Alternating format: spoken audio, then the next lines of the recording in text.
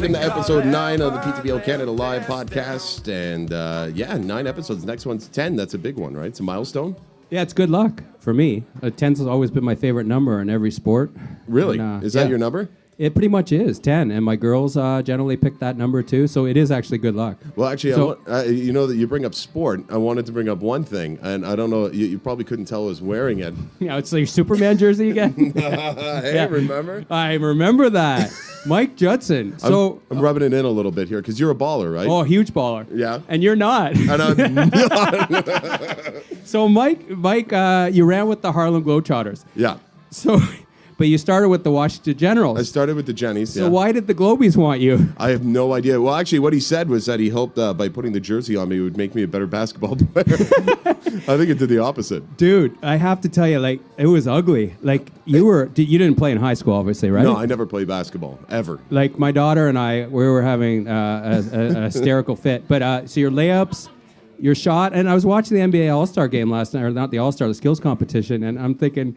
They should have Mike Judson there. It's a quiet crowd. They're kind of bored. Like, get Judson out there and shoot some threes. But, dude, I'm gonna take you out, and we're going to start running together. Dude, honestly, that layup, I got one layup in. That was pretty good. But you were lucky. No, that was not luck. That was skill. They lifted you up. No, they didn't. Yeah, shut your mouth. Okay, so seriously, tell me about that, because as a huge baller, I grew up playing, and that's my sport. Is this like a huge bucket list moment for you? Because for me... That's it. Absolutely, it was. And I'm not, because I know you're a huge basketball fan, it probably would have meant a heck of a lot more to you being out there. But for me, it was incredible. I watched the Harlem Globetrotters a lot when I was a kid because they're hilarious. Yeah. And then they brought me back into the Generals change room. So I'm back with all these guys who are obviously going to lose. And so we're sitting in this change room, like getting the jersey on and getting ready. And they call together like this huddle, right? Yeah. I'm like, what are you guys huddling for? You know you're going to lose. Like, are you doing this for me? Yeah. This is bizarre. So I go up and like everyone puts their hand in like the center. And this guy's like, okay, thank God for allowing us to play this game today, and thank our parents and everyone, blah, blah, blah. And it's like this, it's so monotone, and no one's even really paying attention. One guy's got his earphones in, and they're like, on 3, 1, 2, 3, Generals. And they're like, they walk out. I'm like, so because it's inevitable, right? They've never won, have they? No, Is there one game in the history of 6 games since 1955? But they haven't won one since the 70s. And I think the last one that they won, the Generals were just the Globetrotters were just horsing around too much and lost count of the score. And then they were 12 points behind and didn't have enough to get back and win. So they lost that one. But so what was it like? I saw you sitting on the bench with the Washington Generals, and you're talking to this one guy. What were you asking him? Like, actually, what do I do? Like, how do I do it? He turned to me and he's like out of nowhere, he's like, hey, you like mixed martial arts? And I'm like, yeah, actually, that's kind of. Oh, he saw a tattoo you had? What's that? Was there a tattoo that gave that away on you, or how did you know you like mixed martial arts? He just turned and asked me randomly out of the blue, and I'm like, well, actually, that's the sport I grew up doing. Not basketball. Yeah. And he's like, yeah, I think once I finish with this general stuff, I think I'm going to go into mixed martial arts. That's my next move. So that's where he's going to go. Nice. But nice. The weirdest part is sitting on the bench, and the Globetrotters would cheat and do something ridiculous, and all the Washington Generals teams would get mad. Yeah. Well, they'd go over to their coach. I'm sorry if I ruined the magic for any of the kids here, but they go up to the coach and they're like, and I'm like, he's not even saying words. No. They're not saying words. It's their day in, day out. Same thing. Like they hit that routine. Yeah, and that's it. It's theater, right? It is basketball theater. It's like High School Musical for them. It's exactly because my buddy Kevin was at the game yesterday in Toronto, and he live tweeted it. It's like inevitable, the result. It was a buzzer beater again, or an overtime. I think the first hoop wins. But how do you do that every night? The same thing, same old. Nothing changes. I don't know. They seem to have a lot of fun doing it. Plus, like the kids and putting the smiles on the kids' face. I think what they enjoy most is the before the game, where all the kids get to come down on the floor and play and all that stuff. It looks like a lot of fun. So I got to tell you my basketball moment. Okay. 16,000 people at the Air Canada Centre in Toronto. 6 years ago, I win a contest against 2 other dads, relay competition. If I win it, I get to take them to Nickelodeon. Really? Family of 4 for free to Nickelodeon. 2 other dads were in the tunnel beforehand. I'm like, I've never played basketball before. I'm psyching them out. Yeah, totally. And they're like, no, I've never played either. I'm like thinking, yeah, I got this. So we get out there, we do the obstacle. You go around the baseball bat 20 times, you spin, you're dizzy, you're nauseous, and you have to run down the court to the other end. This is at the end of the first quarter, and make a layup. That's all you have to do. So who won? Who? I did, baby. Oh, okay. I did in front of 6. So if I had not won, imagine my girls and my wife are there and my friends are there watching that. This is a once in a lifetime opportunity. It would be humiliating, right? Yeah. Kind of like my wife and my 4-month-old son sitting Watching in the you? stands Yeah, at they the were there. Memorial Center Yep. watching the dance-off humiliation, which Yep. was probably my favorite part of the entire Your thing. dance off, I tweeted at you. I said 10 out of 10. Your dance moves? 0 out of 10. Yeah. Yeah. But so anyway, I get down there and I had 4 shots. I missed. This is how bad the other 2 dads were. They hadn't made it down the court yet, and I missed 3 layups because I'm so dizzy. So 4th layup, I made it. Yeah. Get the trip. Wow. So that's my basketball moment, but I did want to be you the other night. So Well, that's pretty cool, though, right in front of Air Canada Center. there's a lot of pressure. So I feel like I can handle this podcast. All right, so we kicked it off basketball style for today, but we've got some interesting guests coming up on the podcast, don't we? We do. We have the whole cast of Ren here. Can we hear the cast of Ren? And joining us once again, the always amazing Peterborough Huskies. Are you back there, Huskies? Can we hear the Huskies? We love the Huskies. They got mad at me because I didn't wear a jersey again today, but I swear, next time they're here, I'm going to wear my Huskies I don't even have jersey. one yet. You need a Huskies Because they jersey. sold out of them. The Huskies are so popular now. Yeah, they've sold out. They're out of hoodies. 70 team members. There's 70 numbers 70 you can players choose on from. this team, yeah. But no, awesome. we're so the Huskies are here. We have Lynn Zimmer here from the YWCA. She's going to be talking to you.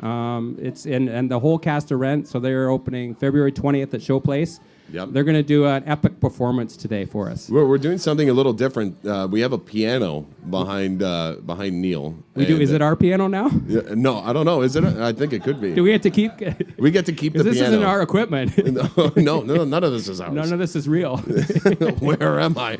Yeah. So we've got Rent. They're going to be here today, and Yeah. so I guess we're going to have the whole entire cast sing for us, and then we're going to have some piano in the background. This is insane. We So are. This thing is. I don't even know how I'm going to shoot this thing yet. I haven't even thought Luckily, about it. I'm not in your industry, and I don't have to worry about it. I'm barely in my I just industry. create content and distribute it. You have to actually make it and That's edit right. it. And thank you for coming out in this cold because it is brutal. What, minus 18 out there today? Yeah, But and the weather guy, again, this is your fault. it is my fault. Yeah. I ordered it and I'm proud of it. Can I I don't hear care. Can I hear it together? The Huskies and the cast of Ren again are here? Can we hear a round of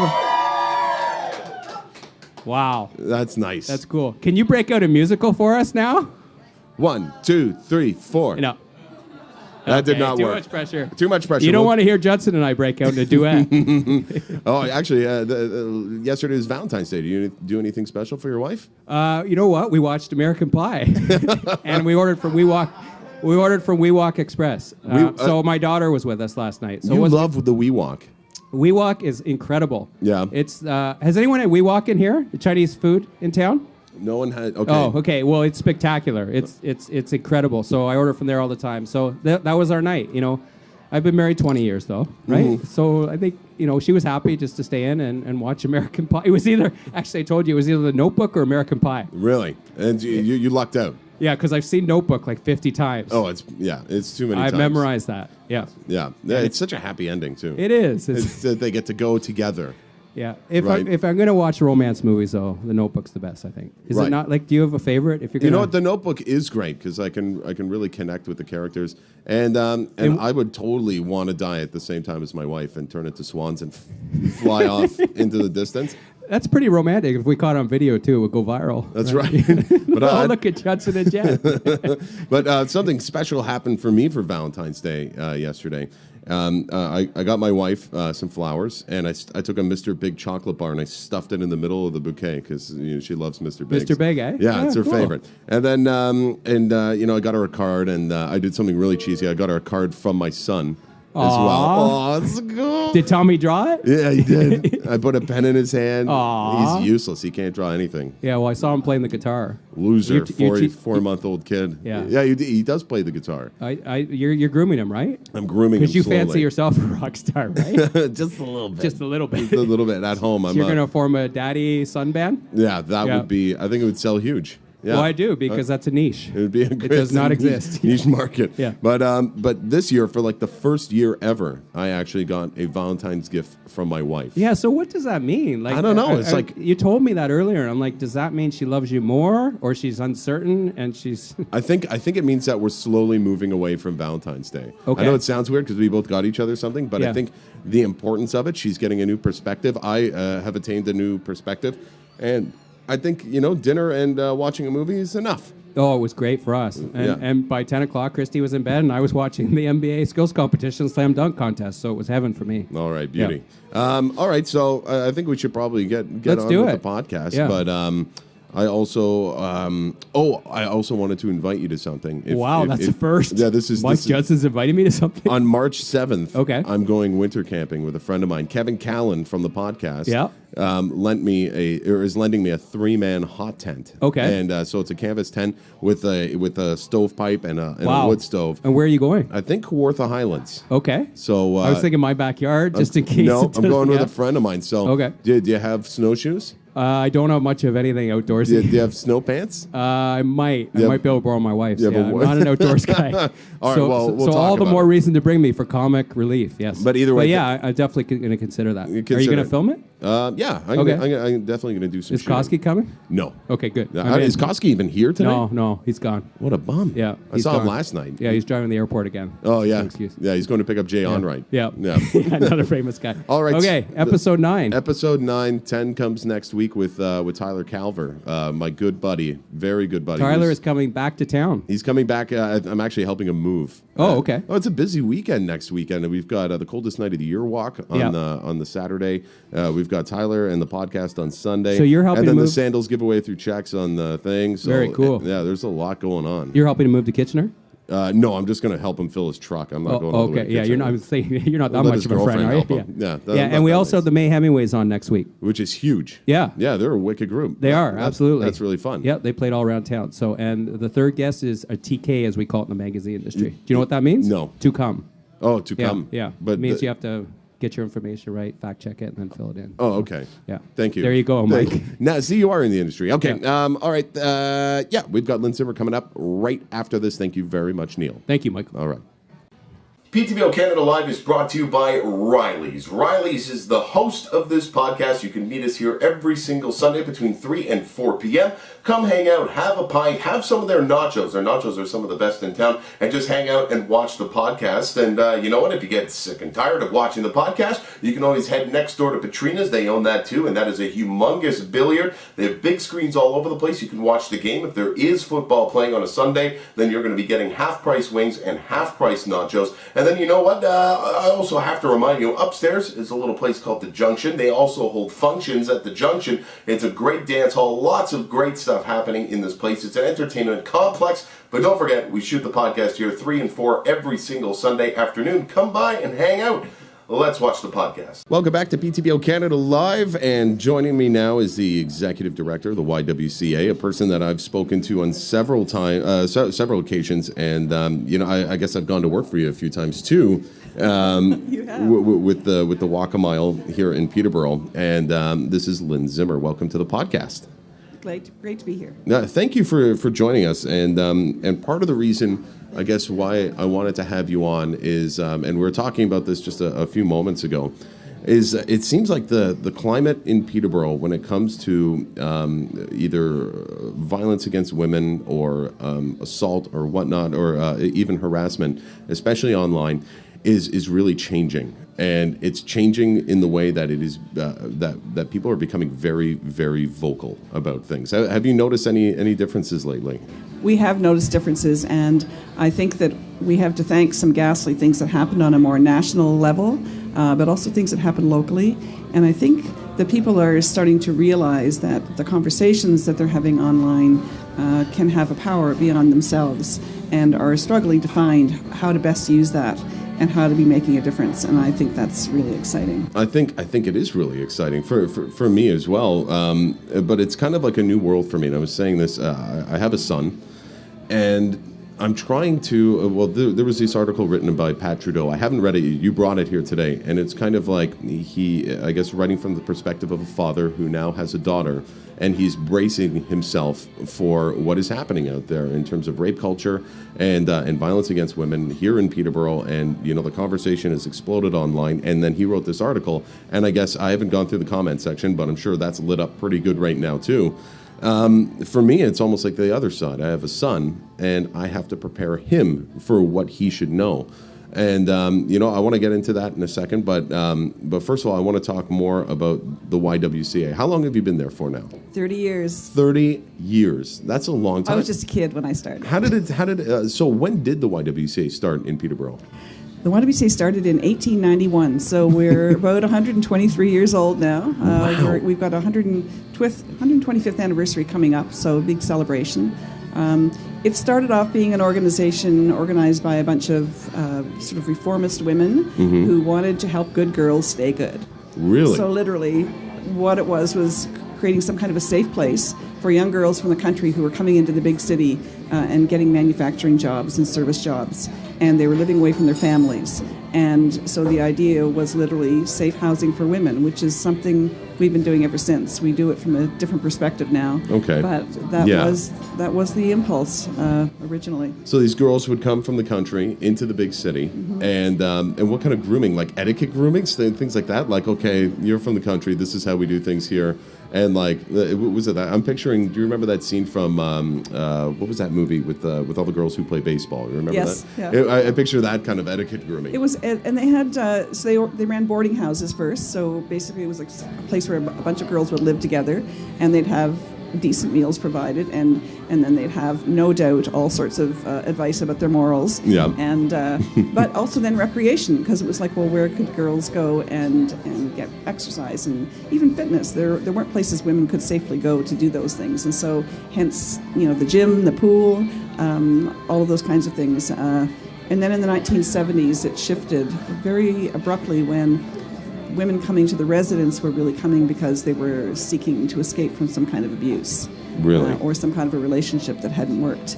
And in the bigger cities in Canada, this hit first. So back in 1972 and 3, I was one of the founders of the first women's shelter in Canada. Wow.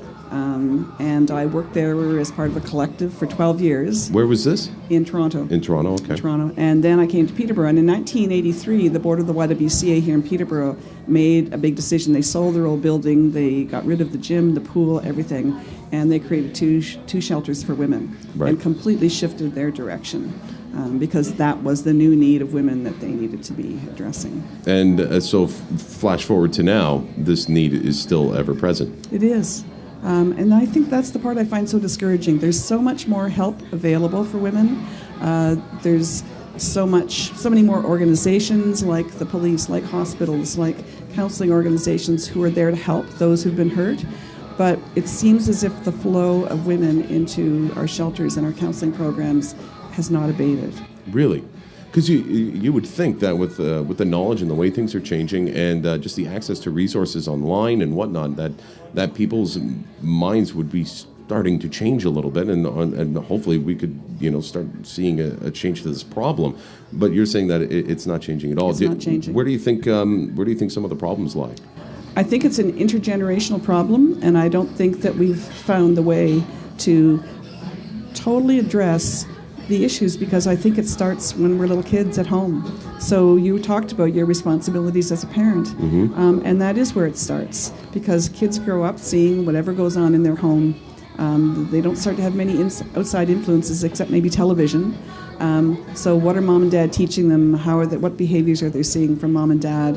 What they're starting to form their images of what kind of a man, what kind of a woman am I going to be? And that's where it all starts. And these are things I've been thinking about with my son all the time. And I remember when I was growing up with my dad, and I have a very good relationship with my dad. We grew up really great, but there were certain things that my dad didn't do. He never touched a dish. He never touched a vacuum. He never cleaned the house. He never did, and he still doesn't. And but for myself and my wife, I mean, we split everything pretty much down the middle. It's usually a fight over who has to do it, but it always ends up getting done. And I was thinking, for Tommy, I think that's a beneficial thing for him to see, that there aren't kind of assigned genders to certain tasks that need to be done. Yeah. Is that something I should be focusing on? Absolutely, absolutely. And I too grew up in a very gendered family, where the roles were very specific. And I was the oldest of 8 kids. And I used to look at my mother and how she spent her days and the cooking and the cleaning and everything, and just thinking I don't know if I want to do that. Yeah. It just didn't seem like it was a fair proportion. And there's my dad. He was the breadwinner. He was out working. I had no idea what my dad did. I just knew he wore a suit and he disappeared and he was gone all day. Right. And but my mother was the one I could see working. And I was pretty sure I was not going to have 8 kids. See, and I remember that with my mother. Is my mother was a working mother as well. For my early years, she did stay home, I think, until I was like 5 or 6, and then she ended up going and getting a job. And she was taking the bus to work every day, working at the Teachers Pension Plan Board down in Toronto. And I think that was beneficial for me as well to be able to see that. And she was always super great and strong in that regard. But for Tommy, I want to be able to steer him that way. But I mean, there's a lot more going on in Peterborough, and I was really surprised because I talked to the police quite a bit. They come on Checks TV with us once a week, and one of the most common things that they're always called out to is domestic violence. Yeah. And it's like 9 times, maybe 9.5 times out of 10, it's always involving violence against women. And this is something that, like, basically, this is what your shelter's for now. It's not for exercise. It's not for women just coming to, hang out and have a club. These are women who are in trouble, and they're right here in Peterborough. Do you feel like people know enough about this in Peterborough? I think not. I think for those who are lucky enough and fortunate enough to be in positive relationships and surrounded by other people who seem to be in positive relationships, it seems like something that happens to some other people. And they don't have any need to know about it, they think, so they don't notice. But what I always say to people, that if you think you don't know somebody who's being abused, it just means they haven't told you yet. Right. And I've had people remind me of that like 20 years later and say, a couple of years later I realized it was going on in my own family and we had no idea. It can be a pretty deep, dark secret, and the people that are caught in it as the victims they're frightened. Mm-hmm. They're trying to keep it all pulled together. They're maybe blaming themselves. They're not telling people because they feel so shamed. And depending on the dynamics, their partner might be abusive. He might be depressed and suicidal too. So there's this kind of push-pull about, right. He needs her, but he abuses her, and she feels responsible for him. So women are trapped in all sorts of different ways, and the abuse is not just physical, it's emotional. And that's the part that is actually the most difficult to wrench loose from. And you must see that all the time. What kind of resources do you guys use to actually try and, recover a person's emotions? She has to do that herself. We can't do it all because we're a temporary place for her. So we can give her a safe place to be, a healing place to be at the Crossroads Shelter, where there's plenty of food. There's a private place that she can go away and lock the door at night and have her own room that's all hers. She can have other women to talk to who kind of understand what she's been going through, or she can maintain her own privacy. Counselors are there for when she needs them. And they're there 24 hours. So in the middle of the night, if that's when she needs to talk to somebody, she can do it. And then we have other counselors who can work with her after she left the shelter.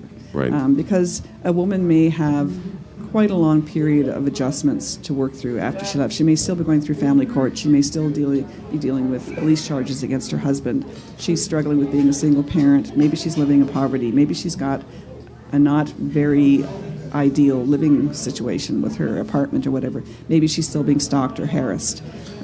So all of those things are things that we can just give her support about and help her work through. And the legal aspects are some of the worst things that you guys have to deal with. They are. And in terms of the law, that's probably one of the worst things that women have to deal with regardless, because I think we're getting a little feedback over there. But the law isn't really structured for this yet. I don't think, you hear of so many things where a woman will go and, she's been a victim of sexual assault. They go to court, the guy gets off, he said, she said. And that's right. It's time and time again. Yeah. Is there any way of getting around this? Like, if there's a girl watching this right now where something has happened to her, how do they go to the police if they feel like nothing's going to happen? I think the most important thing is to talk to somebody that you already know and that you trust and that you know will be supportive, or you hope will be. And if you don't have anybody that you know personally, then somewhere like the YWCA or the Kawartha Sexual Assault Center, because we do understand, and we will understand your story, and we will support you every way we can. And you can make the decision about going to the police, but then you have support to do that. You've got somebody who's who can go with you to some of those meetings, who can help you understand the process and what the police can and can't do, what's considered to be a crime under the criminal code, and they may not be able to deal with other behaviors that don't fit those definitions. So the police are a wonderful resource to be able to, when you're ready and you're able to go and decide you're going to make a complaint and have them lay a charge, but go with support. Right. And that's probably one of the hardest things, is to just come out and actually talk about it for a lot of women. But a lot of things that I've noticed with men, if you're like, let's say for myself, my wife and I consider us to be in like a pretty healthy relationship where we're still learning and trying to, make things as good as possible. But at the same time, I can feel that a lot of guys who are in good relationships will just look at this subject and just not even address it. Like, well, I'm not like them. But we need more vocal men, don't we? You do. We do. I mean, men are the ones who can help each other change. When there's been research done about, who do men look to and use as their role models? Well, it's other men. Right. They may have all sorts of great women in their lives giving them good advice, but really, when you're forming as a kid or later your aspirations about what kind of a guy am I, it's who your peers are and who are men that you admire and what do they have to say and what's their behavior. So the best way to change men is to have men engaged in helping to change each other, to be growing themselves and helping all the men around them to change and to ask questions and to challenge each other about their humor or about things they just let go because somebody expects them to be like that. That ghastly expression, boys will be boys, that it's but I'm even the wrong person to ask. Like, women can't tell men how to do this because we have different cultures. Yeah.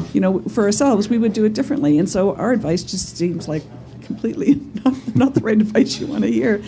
You guys can figure this out. And what I think is so exciting and encouraging is that you are having that conversation. A lot of you are having it publicly. I'm sure you're having it privately as well. But literally, what is your standard? What is your personal standard when you hear a joke about racism, about sexism, about rape? What do you do? Do you even if you can make a change, you can, and all of us have to face that of like, okay, am I going to risk this person being pissed off at me because I didn't like their joke? I think I can do that. Right. And if we have a good enough relationship, a strong enough relationship, we can talk about it. And if we don't, well, I didn't lose anything. No, I remember growing up, a very good friend of mine grew up a lot faster than the rest of me and my friends. And I remember we were in high school, and he's like, no, I'm not listening to these jokes anymore. I'm never going to make a joke like this again. And he set an example for me. He's one of my best friends. I'm going to be going winter camping with him in a couple of weeks. We do it every year. But he set that example for our group of guys. And you know what? I owe him a lot for doing that because it's changed me as a person. And even with recent events that have developed in the media over the last little while, whether it be national or local, it further changes my language and my thought patterns towards things like sexism and racism as well, but mainly sexism for this topic today. And but a lot of it has to do with the speech and kind of things that are ingrained in your head as a boy, and being able to change people's thoughts on that. And you're right, it can't be women to do it. It has to be men. So how do we do it? Is it a guy like me or a guy like Neil Morton that goes out and maybe we start a group and we attract men to talk? Yeah, but you've got to figure out how do guys want to do this? If it was women, we'd say, yeah, let's together, we'll have some food, we'll have something to eat, and we'll, but you guys are going to have your own way of doing it. And right. You'll know what feels right, and you'll be pioneering something, It'll be exciting. Well, it's funny for everyone that's here. There's actually I've been speaking with Miriam Monsef, and she brought to light this group of men across Canada. They're called the group is called 100 Men Who Give a Damn. Have you heard of these guys? No. Okay, so I think they started out in the Maritimes, and the way it works is that they meet quarterly, and it's 100 men who give a damn in their neighborhood. They meet quarterly, and every time they come, they bring $100. And so that's $10,000 every time they meet, $40,000 a year, and they give every time they meet, $10,000 goes to a specific charity in town. But it's also met with awareness and knowledge and whatnot. And I was talking with Miriam about this. I don't think we're going to do the 100 men thing, but there is something coming, and it's been kind of spawned on by everything that's been happening lately. So I hope to actually have your help in that. But you're not allowed at the meeting. It's men only. No. Isn't that? Hold on, wait a second. Aren't I supposed to be inclusive here? I don't know anymore. But there are some great things that you guys do, and one of them I want you to talk about. There's something coming up March 9th. That's a deadline for something, right? What is this? It's a deadline for the Hazel Award. So the Hazel Award is an award of up to $1,000 for a woman who's overcome all sorts of barriers regarding abuse, and she's now seeking some kind of training or education. Could be formal or not, and it's she basically just needs to fill out an application form, tell us her story, what she's trying to achieve, what she needs the money for. It doesn't have to be tuition. It might be because she's got to put gas in the car. It might be because she needs childcare. Whatever it is that she needs to make sure that she'll be able to take this next step in her education. Wow! And who was Hazel? Hazel was this fantastic woman who was in a very, very abusive relationship, and she was in an isolated location, rural, with 3 kids, and she was not able to leave the property. And her first opportunity to do that was when she got breast cancer. Mm-hmm. So that was actually what saved her life. Wow. And her kids' lives. So she was able to go to her doctor, tell him her story. Her doctor called our rural outreach staff, who would meet with Hazel at his office every time she had an appointment, and they organized a way to get her and the kids and have them escape after one of these doctor's visits and get to Peterborough. Wow. And so she stayed with us, and then she got lots of help for her kids from different agencies, and then she started being a volunteer for a whole lot of the agencies. And her breast cancer did progress, and she had a mastectomy, and she just kept carrying on, and then eventually the cancer recurred, and she was dying. And so all these people from agencies were meeting around her bedside because we were all going to see her, and she said, my big disappointment, my one thing is I hoped I'd be able to do something for other women like me. Wow. And one of the agencies was about to close because of government funding cuts, and they had about $8,000 that was their own money from selling stuff. So they gave it to the YWCA in trust, and together we all worked out what the criteria were for this award.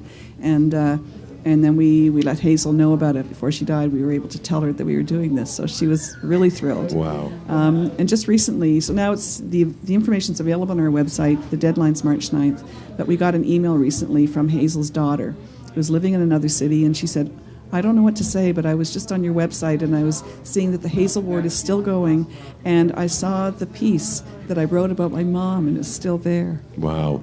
And how was her, Hazel's daughter, how was her life? Have you had a chance to meet her or talk with her? Because you'd think that she would be terribly affected by her upbringing. She was, and she was very proud of her mom. The kids were so happy that their mother had achieved what she did in getting them out of the life they had.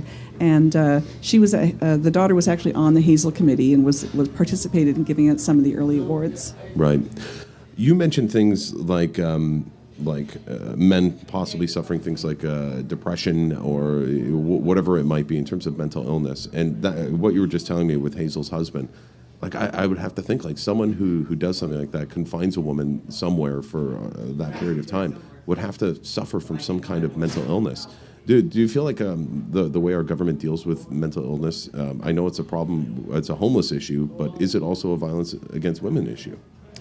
I think it can be, and I think there's also, we like to think that anybody who behaves that way must have a mental illness. It's not necessarily true. True, yeah. Unless maybe it's that he's some kind of a sociopath or something. I think that it's a learned behavior. Mm-hmm. So sometimes it's learned, sometimes I think there can be very complex reasons for it. Some men their violence is associated with their addictions, to alcohol or whatever. And some men, if they can stop drinking, then they stop being violent as well. And yet, I've met other women who said that, I prefer my husband's much nicer when he's drinking as he's mean when he's sober. Wow. So you can't really make any big blanket descriptions of it, but it's almost, I think you're going down a wrong path if you think that every man who's abusive has a mental illness. I would think so too, yeah. There's, it's certainly there are those cases, but it's also a choice. It's a behavior that has worked for them to get them what they want. I feel like men don't cry enough. What do you think about that? I would agree that that goes back to that childhood stuff, that boys are raised to somehow that they don't have emotions, or if they have them, they're not supposed to show them, and they're mocked if they show them. Right. So, I definitely think that if you bottle everything up, you're going to end up doing something inappropriate someday, because there's all sorts of parts of your humanity that aren't being expressed and don't have an outlet. And so if you're not supposed to feel emotions, so therefore you don't talk about them. Right. You don't even know how to talk about them. This is just it. With my friends and I, like, it's really tough to sit down and just have a good cry for me, because I've been programmed my whole life that you're not supposed to cry ever in your life as a man, and I totally disagree with that. I've had a couple of good ones, not recently. I'm probably due, but I've had a few good ones, and I'm not ashamed to admit it either. And you know what? With my male friends. I guess over the last 5-6 years, we've changed so much to the point where I can look at my friend and say, I love you, man. You're my good friend. Whereas when I was growing up, you can't tell a guy you love him. Right. What's wrong with you? Take your emotions, cram them down here, and then go beat someone up later. I can't do that, and I won't do that anymore. But I think it's important for men to get in touch with their more emotional side, and I think it could help. It could. We all need that ability to be able to be truly human, and to be, with someone that loves us and respects us and allows us to be not perfect sometimes, and in fact will be helpful to us when we're not being perfect and let us know.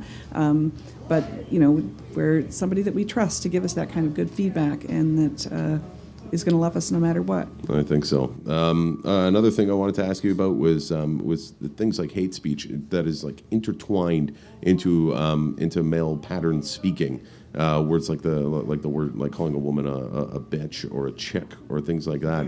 How do we change our language? I hear guys saying this. I think, is it just men just calling each other out? I think so, and it's not just men. I mean, it's women do it too. I think there's something about a really old-fashioned idea called civility. Mm-hmm. Where you're just you're courteous to other people, you're respectful, you're kind if you can be, but you don't use abusive language in a casual way. Right. Because it acclimatizes everybody. You get used to just hearing all this crap, and then you actually don't notice that you're being treated with disrespect. It's especially if the person is pretending it's funny or saying it's a joke. Right. It's not a joke. Okay. And yes, we all do use bad language. You use bad language, and sometimes it's fun to use bad language. So I was definitely one of those girls that really loved the shock value of swearing, for instance. Me too. I've come to realize how it kind of wears us down. Okay. So use it once in a while for your shock value, but if you say it all the time, whatever it is, it kind of demeans all your communications. Okay. And people can't tell really what you mean, or when you really are upset about something, or when you really do disrespect something.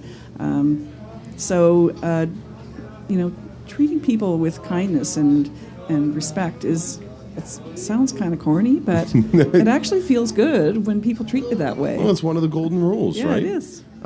You touched on something, is that it's not just men. We have a man problem, but is there also a woman problem when it comes to things like sexism? I don't know that it's... Not sexism, women, but more like, I think that young girls growing up today are kind of being taught that they are supposed to be comfortable with all that bad language about themselves and about others. So that's once again where it's you're turning it inward on yourself, and then when people are treating her with disrespect, they're using the same words that she's using for humor, right? And it masks it. It's gotten worse. I remember when I was a kid, you'd see a music video with the Spice Girls, and for me, the scantily clad clothing, I'd look at it and be like, wow, that's exciting. But now you turn on YouTube, and there's girls what twerking is, right? Mm-hmm. Have you seen the twerking? No. You haven't seen No. the twerking? No. Okay, it's basically butt shaking, and it's ridiculous. But Neil, if you ever went on YouTube and saw one of your daughters doing a twerk, what would you do? I'd be mortified. It's like it's become commonplace and it's normalized now, and to see it, and it's so graphic that it's all over television now too. It's like what's happening is that 10-year-old girls are getting the message that is what is expected of them. Yes. And they're getting the message that that's what they need to do to be growing up and to have their peers accept them, and they're growing up to think that their bodies are commodities for somebody else. Right. It's throw a camera on me, I have to diet, I have to get in shape because this is going to be sold to someone else. Yeah. It's really bizarre. Yeah. So shame on you twerkers. I may have twerked once or twice. I just wanted to see if I could do it. I was by myself. I didn't tape it. I wouldn't tape that. No one needs to see that sort of thing. So we've got Walk a Mile, which is coming up. I haven't had an email yet. Am I going to be a part of it again this year? Well, yes, you're definitely going to be a part of it. We hope so. And the website should be up the beginning of March. Okay. But we're definitely starting to say, guys, come on, start thinking about it. Get ready. Who are you going to invite to get involved that wasn't involved last time? And what are you thinking about it? Because Walk a Mile is an invitation to empathy. That's why it's called that. Walk a mile in her shoes. And the high heels are a joke. Yeah. But the idea beneath it is not a joke at all. And I think you've talked about how you've experienced that putting yourself in that event has caused you to think differently about things. I think differently when I'm walking. And you know what? The high heels are a joke. And there are some people that need to realize it's just it's a joke, but think seriously. And you know what the sad thing is that what I'm thinking about, I can't even tell you right now, because of the shame and the silence that it's brought upon this person. And she's the reason why I walk, and I always will. But I can't even talk about it because I have to respect her privacy, obviously. But she hasn't even talked about it yet, and it's really tough, and it breaks my heart every time that I even think about it, and that's the main reason why I wanted to have you on. Also, just because of the craziness in the media lately with everything, I just wanted to be able to ask you questions of what's right and what's wrong, and especially when it comes to things like jokes. I love stand-up comedy. And I grew up watching, George Carlin and nowadays guys like Louis C.K. But there are some comics who use that shock value, comedy to go out there and try and shock people. Like, I can't believe he's saying that on stage right now. But it does go too far. And it has in many different circles in Peterborough, but all over the place. I remember Daniel Tosh, who's a very popular comedian, getting into that trouble as well. Do these jokes, the stand-up comedy thing, does it need to stop? Because you talk to the big comics, and they say you can't apologize for your jokes because they're just a joke. It's not reality. But I know, I for one, I would be influenced by music when I was a kid. Could we be influenced by jokes, right? We could be influenced by jokes, and jokes are a part of the culture. And you can study cultures, and you can understand cultures by looking at what do they consider to be funny and not. Joking is cultural, and so jokes, because they can actually change the culture, and they can actually so it's not inconsequential. Okay. It's not. Yeah, and the fact that something is presented as a joke doesn't mean it's funny. Okay. It's certainly not going to be, and any comedian will tell you that there's no one joke that is funny to everybody, because it all depends on their point of view and how they're hearing it and how they're listening to it. And some jokes are designed not to be funny, but actually to hurt. Right. But it has that mask then of like, oh, I was just joking. So how many times have you heard somebody say something really nasty to somebody, say, oh, just joking? I know, right. All the time, right? Yeah. And it confuses the person. Yeah. And it leaves you with like, oh, what's the matter with you? Don't you have a sense of humor? You know what I get is I'll be at the grocery store and someone will walk up to me and be like, hey, Mike Judson, the weatherman, you're a lot fatter on TV. And I'll be like, God, just kidding. And you know, I don't really care. Well, I guess, you know, maybe a little bit, you know, but it's those sort of comments that people just feel they can come up and say to anyone at any time. So I guess it's more just, you know, not finding these things are funny anymore. Yeah. It's just trying to train it. Now, there was something that happened, I think, yesterday or the day before. There was a big release of a big movie. You know the one I'm talking about, 50 Shades of Grey. Oh, yeah. Did you read the book? No, I did not. No, I would not read that either. I think my wife read like 2 chapters and like threw it out. She said it was just junk. But a lot of women went down to the theater to protest this movie. Did you know about this? No, I didn't. No. Okay, so I'm not too up on the premise, but I'm assuming Mr. Grey is, I guess he's into abusive kind of style BDSM relationships, and they went down to protest it. And I just want to ask you, do you like seeing these sort of things that this is happening in our city now? I'm glad that people are talking about it and that there is a discourse about it. The idea that women should think that being tied up is part of sexuality is, you know, or that it's a requirement for it is just so just abhorrent to me that it really gets me mad. Yeah. Because of the work I do and how many abused women that, you know, I've spent so many hours with. So the idea of, you know, that even if it's supposed to be, once again, a joke, you know, the idea of bondage being associated with people's expression of their sexuality, to me, seems more of an indicator of some kind of damage. Okay. Yeah. So, I mean, it's a tough call, right? Because some people are into it as a thing and don't consider it to be abuse. I don't know. It's a tough one for me to understand. Yeah, I would worry about it too. Okay, well, in terms of that, is there anything coming up for you guys that you'd like to plug right now on the show that I can help with? I definitely think Walk a Mile. I want every guy in our community to be thinking about it and thinking maybe this is the year that I get involved. Has anyone here not walked a mile? Any man here? You have not walked a mile? Anyone else? We would love you to be there. So Walk a Mile in Her Shoes. Do you guys know what it is? Okay, so you guys should come out. It's a fun event, but it's a really great way to support women in your community, and I'll certainly be there again, holding the banner and sweating right through my shirt like I do every year. And you know, I don't know, what am I supposed to do with my feet? I don't get it. Every year I get a blister, except for one year I wore really thin socks and I didn't get one. Is that the key? Have you ever seen women wearing athletic socks in high heels? No. Okay, so don't do it. Okay. All right, thin socks it is. Lynn Zimmer, Executive Director of the YWCA, thank you so much for joining us on the podcast, and thank you so much for your message and what you do for our community. You've been here for so long. I don't see you ever going away. Well, I mean, eventually, like we all have to, but at the same time.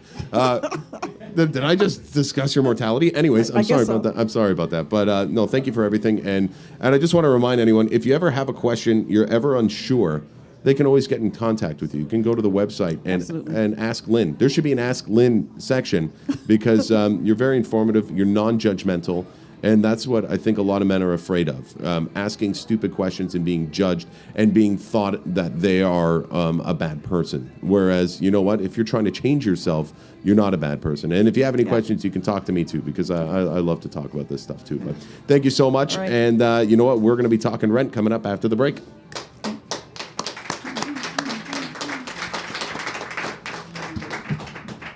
PTBOCanada Live is brought to you in part by Kawartha TV and Stereo. You can find them on Lansdowne Street in Peterborough, right at Park Street, and they're a real classy joint. You can't miss them. They're right on the street corners, signs and lights all over the place, but once you get inside, that's where the true class begins. And it all starts with the people that work there. They're amazing people, incredibly knowledgeable, but they're also not the type of people that are going to push you into buying something that they don't think you want or need. So don't worry about any sort of pressure sales once you get in there. They're certainly going to take care of you, and they also have everything that you're going to want or need, all the way up to the high end and right down into the bargains. They've got laptops, they've got TVs, they've got obviously stereo equipment as well. They've got giant massage chairs that hug your body and squeeze you to death in the best way possible. But they've also got cameras, they've got tripods, MP3 players, headphones, everything that you need. They are your electronics store. So be sure to head down to Kawartha TV and Stereo, Lansdowne and Park. But if you can't be there in person, don't worry. You can check them out on their website at kawarthatvstereo.com.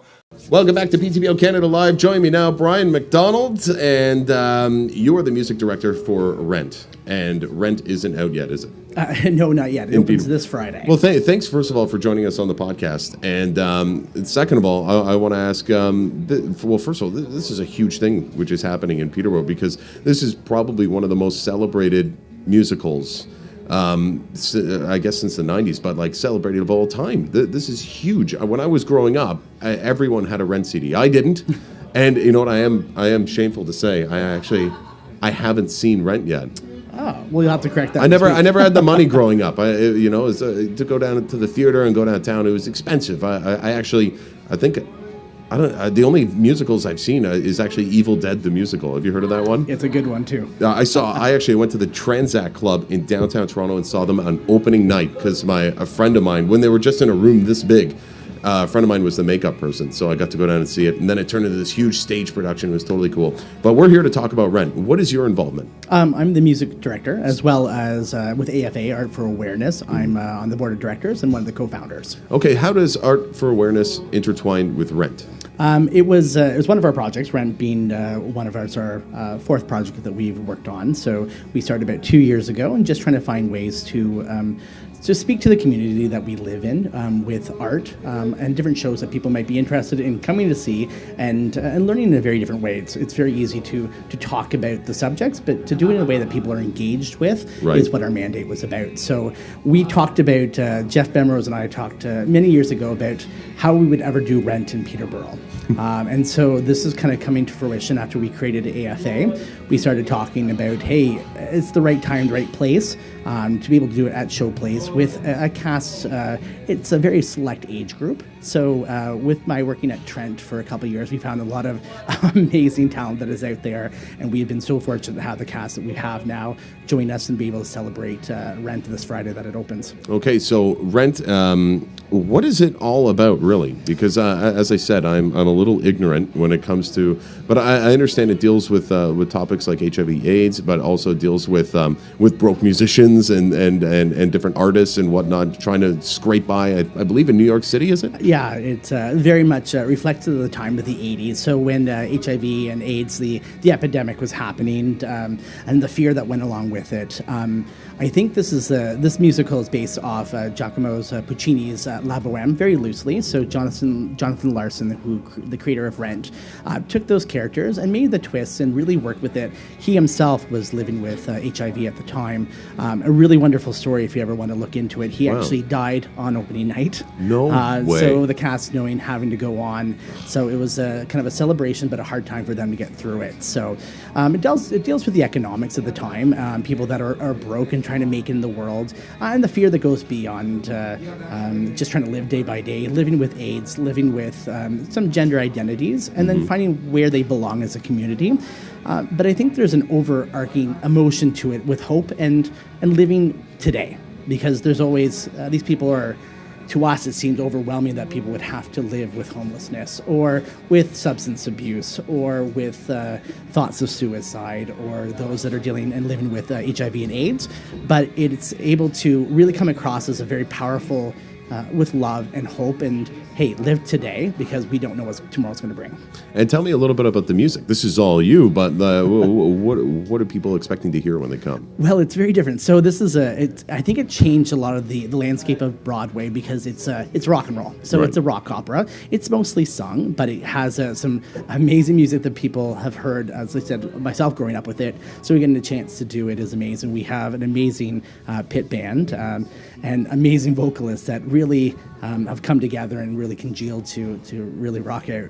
That's really cool. So do you play when you're there? I'm not going to be in the pit, but for the rehearsals, I had to make a drum set and a guitar through a piano. So they have been very patient with me as we went through the music, so to learn it. So very, very cool. Now, when does everything open up? It opens Friday. Opens on Friday. Yeah. And what's the date? That's the 20th? 20th, yeah. That is the 20th. I have a couple of tickets here.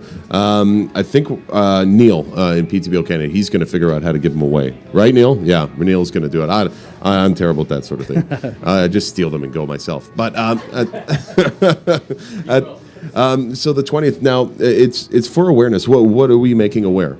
I think with all our mandate really is talk with community partners. So it's really easy to talk about out in the world. They're dealing with people deal with homelessness and with addiction and with HIV and AIDS. But we said, hey, you know what?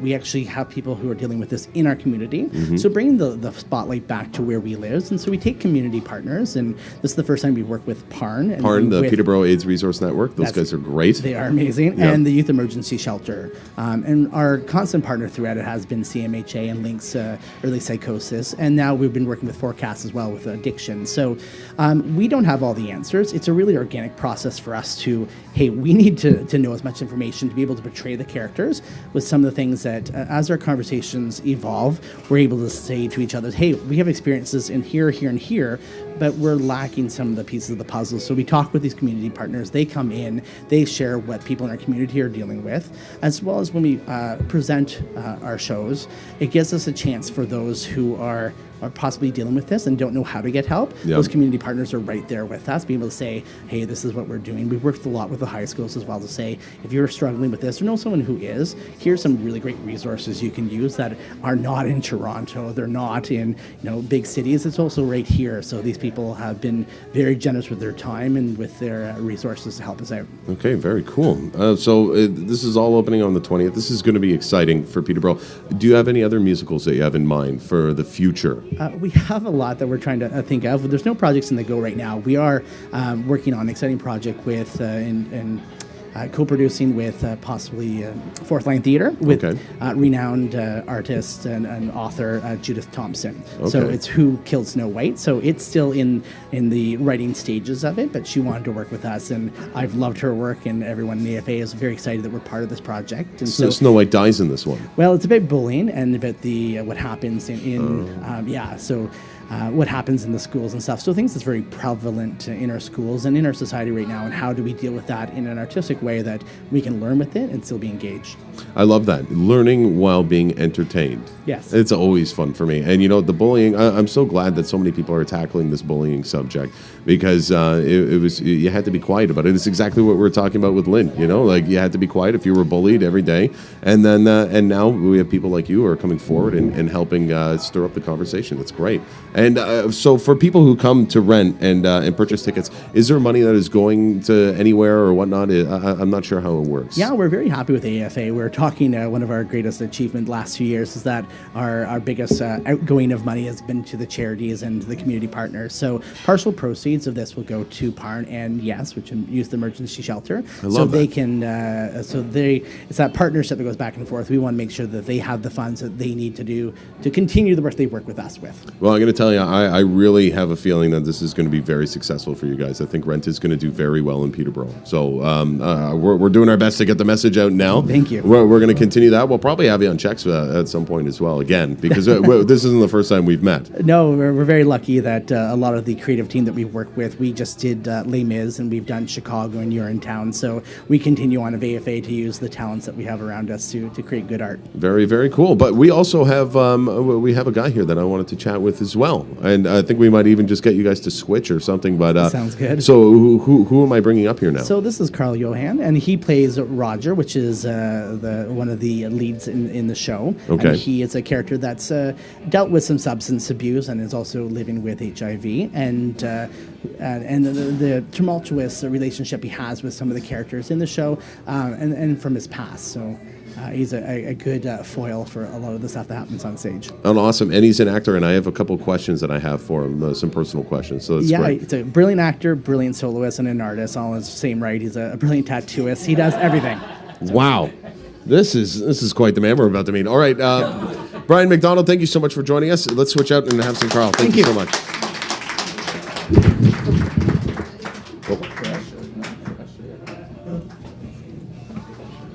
Is it hard to tattoo yourself?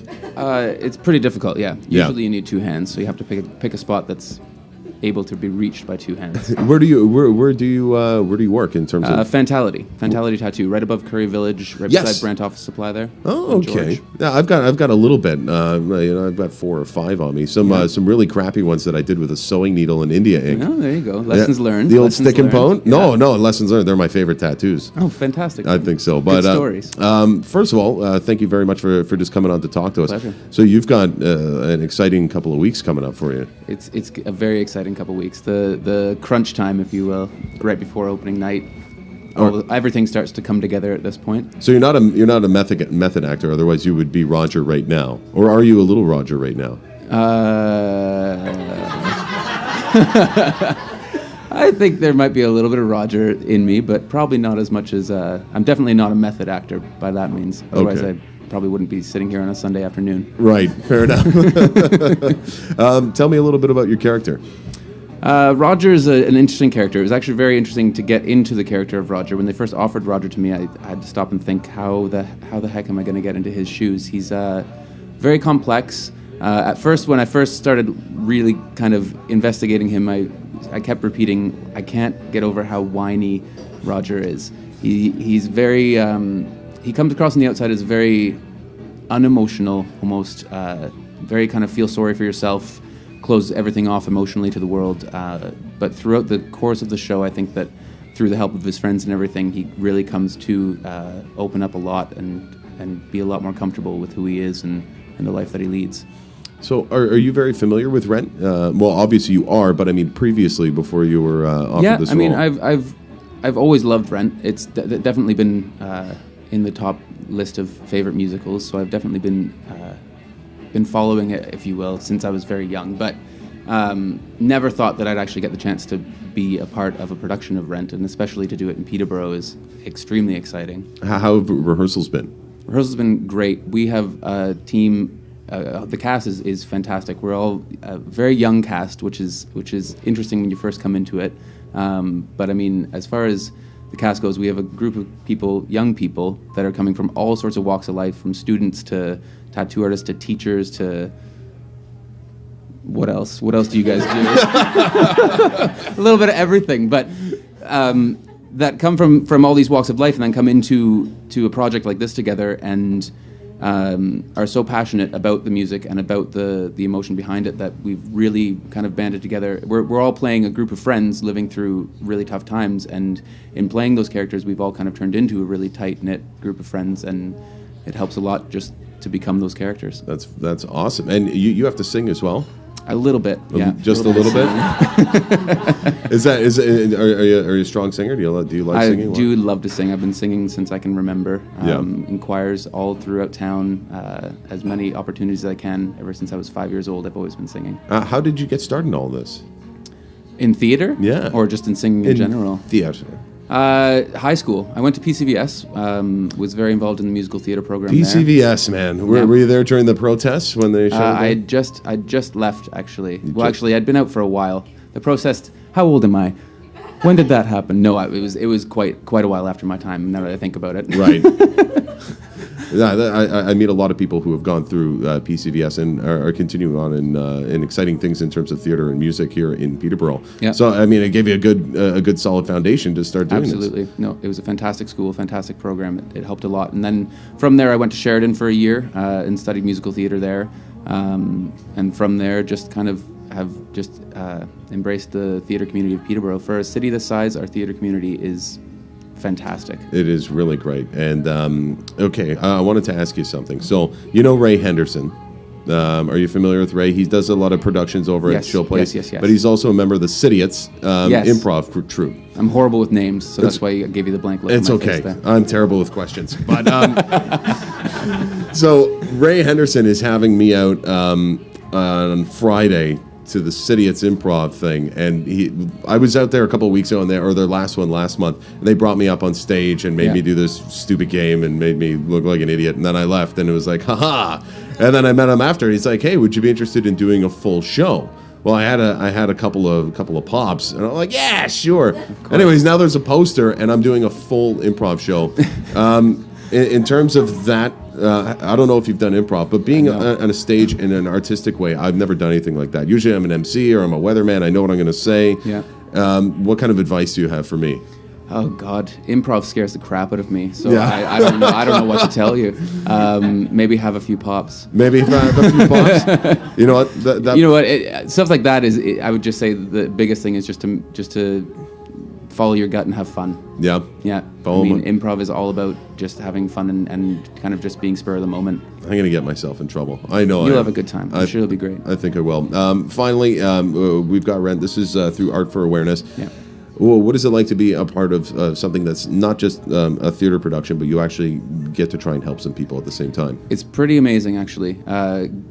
Doing a piece like Rent is something that I jumped to the bit as soon as I heard they were doing it, regardless. But to be able to give back to the community at the same time is just fantastic. We've actually had meetings with the heads of these agencies that we're partnering with, and hearing some of the stories that they tell, that they've given us insight into people so we could actually help to develop our characters and get into the roles. It feels amazing, and getting up on stage and playing these characters and knowing that in turn doing this we're actually going to be helping these people is makes it even that much more rewarding. Okay, well, I'm really looking forward to this. I think it's going to be great. I am going to steal these tickets, I think, after all. So you guys are going to come back and sing to me. Oh, one more thing I wanted to ask you. I was part of this improv theater thing once, and everyone in the back, before they went on, they did this thing called potatoes French fries. Do you do this thing? Have you ever? No. It turned me off of theater for like a brief second, because they're like, all right, you ready to go out on stage? I'm like, yeah, I think so. They're like, potato. And I'm like, what? And then hit it. And he's like, French fries. And then like everyone went around doing this over and over again. I was like, I don't know if I can do this anymore. So anyways, if you guys are looking for any, to really jazz yourself up before you get out there, little potatoes, French fries always helps. Thank you so much for joining us on the podcast. Rent is going live February 20th, and it is at Showplace. It is going to be a blast, and you guys are going to come back and sing for us for a second right after this quick little word from one of our sponsors. Cheers. Cheers. If you haven't noticed, every one of these podcasts has had a musical portion right at the end, and every one of these musical portions of PTBOCanada Live is brought to you by Mars Music. If you don't know where they are, they're on George Street here in Peterborough, attached to Market Hall, and these guys are your last local bastion for music help, instruments, and whatever you need, any kind of equipment. Hey, they hooked us up here at the podcast so that we could have amazing sound, and that's what they do there at Mars Music. So be sure to check them out if you need anything. If you need amplifiers, you need microphones, you need awesome podcast microphones, just go down and ask them. If they don't have it there, they'll have it to you in a few days. Mars Music on George Street in Peterborough. Let's go back to the podcast. Welcome back to PTBOCanada Live, and this is the musical portion of the show. And welcoming now the entire cast of Rent, their musical director. Everyone is here, and I'm just going to let you guys sing because it sounds really good. All right, take it away.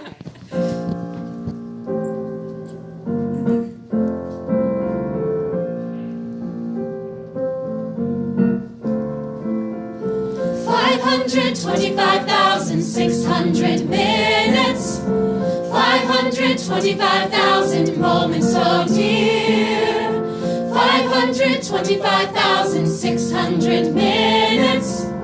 How do you measure a year?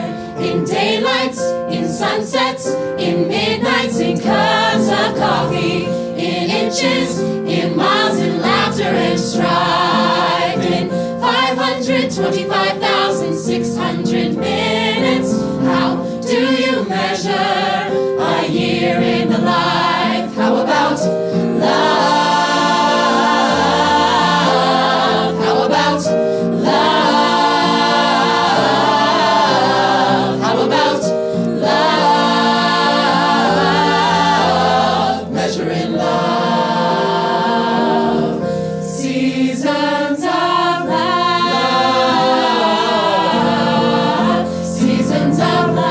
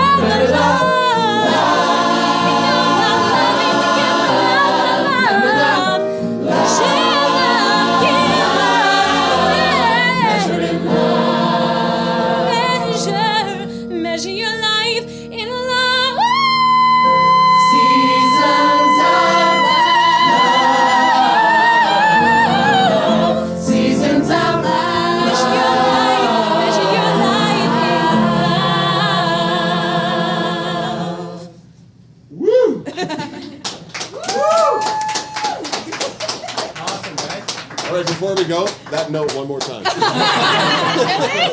One more time.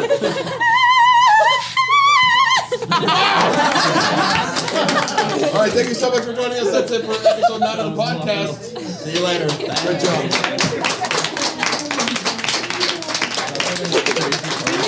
job.